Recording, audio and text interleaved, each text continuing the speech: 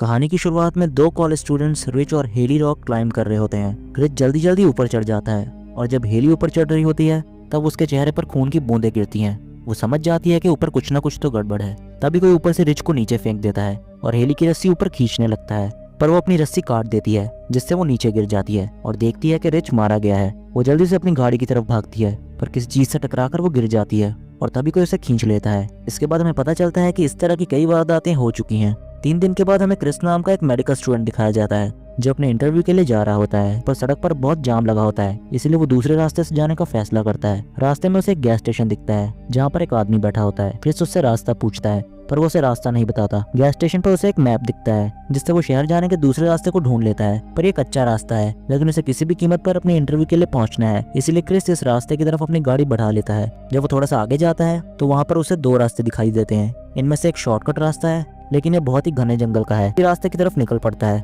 कुछ दूर जाने के बाद उसे एक मरा हुआ हिरन दिखता है जिससे उसका ध्यान भटक जाता है और उसकी गाड़ी एक दूसरी गाड़ी से टकरा जाती है जो पहले से ही सड़क पर खड़ी थी। वो लोग जिनकी ये गाड़ी होती है वो क्रिस के पास आते हैं। क्रिस बिल्कुल ठीक होता है। क्रिस उनसे पूछता है कि उन्होंने सड़क पर अपनी गाड़ी क्यों खड़ी कर रखी है। इन्हीं में से एक लड़की बताती है कि किसी ने सड़क पर कटीली तार बिछा रखी थी जिससे हमारी गाड़ी के टायर पंचर हो गए हैं। ये समझ जाते हैं कि ये एक्सीडेंट नहीं है, किसी ने जानबूझकर कटीली तार बिछाई थी, इसलिए मदद मांगने के लिए ये आगे बढ़ जाते हैं। इनमें से एक कपल गाड़ी के पास ही रुक जाता है। अब जब ये सब आगे बढ़ रहे होते हैं तब ये देखते हैं कि वहाँ पर बहुत सारी गाड़ियों के टायर्स जल रहे होते हैं, जिन्हें देखकर ये समझ जाते हैं कि कुछ ना कुछ तो गड़बड़ है। दूसरी तरफ उस कपल को दिखाया जाता है जो कि गाड़ियों के पास रुक गए थे। उन्हें झाड़ियों में से कुछ हलचल सुनाई देती है। लड़का झाड़ियों के पास जाकर देखता है लेकिन वापस नहीं आता। उसे देखने के लिए उसकी गर्लफ्रेंड भी झाड़ियों में जाने लगती है। तभी उसे उसके साथी का एक जूता दिखता है जिसे देखकर वो समझ जाती है कि उसका साथी मारा गया है। इससे पहले कि वो कुछ कर पाती पीछे से कोई आकर उसे भी मार देता है। इनके बाकी 4 साथी एक घर तक पहुंच जाते हैं जिसके बाहर बहुत सारी गाड़ियां खड़ी होती हैं। ये सब लोग घर के अंदर जाते हैं। घर की हालत से लगता है कि यहाँ पर सालों से कोई भी नहीं आया है। यहाँ पर बहुत सारी गाड़ियों की चाबियां भी होती हैं और साथ ही वैसी कटीली तारें भी जिन्होंने इनकी गाड़ियों के टायर पंचर किए थे। वो समझ जाते हैं कि इस इलाके में जितनी भी वारदातें हो रही हैं वो वही कर रहे हैं जो कि इस घर में रहते हैं। पर इससे पहले कि वो सब यहाँ से निकल पाते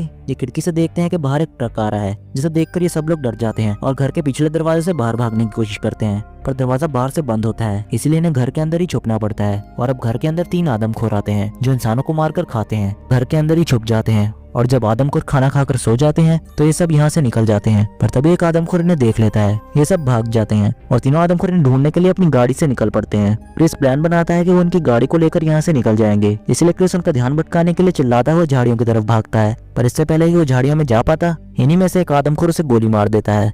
प्लान के मुताबिक बाकी के 3 साथियों में से एक इन लोगों के ट्रक को चोरी करने वाला था, पर वो आदमखोर इसे भी गोली मार देते हैं, लेकिन क्रिस किसी तरह से इनके ट्रक को चुरा लेता है और ये तीनों यहाँ से भाग निकलते हैं। कुछ दूर जाने पर ही इन्हें रास्ते में एक पेड़ गिरा दिखता है जिससे इन्हें गाड़ी को यहीं छोड़कर निकलना पड़ता है, लेकिन जंगल बहुत बड़ा होता है, वहाँ से निकल पाना इतना आसान नहीं। रास्ता ढूंढते हुए थक जाते हैं और एक जगह पर रुककर रेस्ट करने लगते हैं। तब ये देखते हैं कि इनके पास एक वॉच टावर है जिससे देखकर इन्हें लगता है कि शायद वहाँ पर कोई हो। तीनों जब ऊपर जाते हैं तो देखते हैं कि वहाँ कोई नहीं है। यहीं इन्हें एक रेडियो मिलता है जिससे ये कांटेक्ट करने की कोशिश करते हैं और अपनी लोकेशन बताते हुए मदद मांगते हैं। तभी इन्हें कोई आवाज सुनती है। क्रिस देखता है कि वो आदमखोर ऊपर आ रहे हैं। ये कितना सारा सामान दरवाजे पर रख देते हैं ताकि वो ऊपर ना आ सकें, जिसके बाद वो वहाँ से चले जाते हैं, पर वो इनकी रेडियो की वायर्स को डिस्कनेक्ट कर देते हैं और वॉच टावर में आग लगा देते हैं। इन्हें अपनी जान बचाने के लिए दूसरे पेड़ पर कूदना पड़ता है। ये आदमखोर इन्हें पकड़ने के लिए एक पेड़ से दूसरे पेड़ पर जाने लगते हैं और उसी दौरान ये इनके एक साथी को पकड़ लेते हैं और उसे भी मार देते हैं। यहीं क्रिस और दूसरी लड़की किसी तरह से जमीन पर आ जाते हैं। तभी इन्हें एक पुलिस की कार आती दिखती है।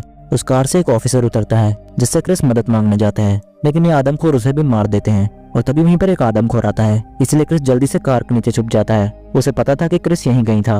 वो जब कार के नीचे देखता है तो क्रिस वहाँ नहीं था, जिससे वो हैरान हो जाता है। इधर इन्होंने क्रिस की आखिरी बची साथी को बांध लिया होता है और इससे पहले कि इसे भी मारते क्रिस गाड़ी लेकर उनके घर में टक्कर मार देता है, जिससे एक आदमखोर मारा जाता है और वहीं खड़े दूसरे आदमखोर को भी क्रिस मार देता है। वो जल्दी से अपनी साथी को छुड़ाने लगता है, पर तभी पीछे से एक आदमखोर आकर उस पर हमला कर देता है, लेकिन क्रिस उसका भी काम तमाम कर देता है। जिसके बाद ये दोनों ट्रक में बैठकर यहाँ से निकल जाते हैं और उसी गैस स्टेशन पर जाते हैं जहाँ पर क्रिस ने शहर जाने का शॉर्टकट रास्ता देखा था। जब ये यहाँ पर पहुंचते हैं तो गैस स्टेशन वाला आदमी ने देखकर छुप जाता है। क्रिस वहाँ पर लगा मैप उतार लेता है और ये यहाँ से निकल जाते हैं, जिसके साथ ही रॉन्ग टर्न का ये पार्ट यहीं पर एंड होता है। Guys, for more parts just do like and subscribe.